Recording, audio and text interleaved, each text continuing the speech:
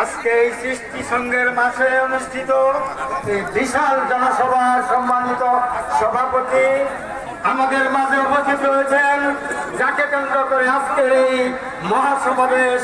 আমাদের সেই নেতা, জনগণের নেতা, গণমানুষের নেতা, বাসাইল সখীপুরের নেতা, বাংলাদেশের সকল পর্যায়ে উন্নত পর্যায়ের একজন বিশিষ্ট নেতা, যিনি আমাদেরকে দেশে বিদেশে পরিচিত করিয়েছেন, সেই আলহাজ অ্যাডভোকেট আহমেদ আজম খান উপস্থিত রয়েছেন।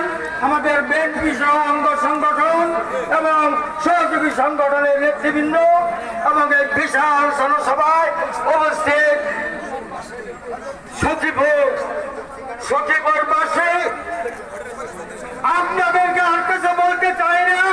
আজকে সচিববাসী বুঝতে পেরেছে আজকে আগামী 12ই ফেব্রুয়ারি আলহাজ অ্যাডভোকেট আহমেদ আজম খানকে বেছে নিয়েছে মানুষ, যারা শিশু দিয়ে তাকে জয়যুক্ত করে আমাদের সচিবপুর বাসায় উন্নয়ন এবং সমস্যার সমাধান করে। আমি আমার বক্তব্য বাড়াতে চাই না।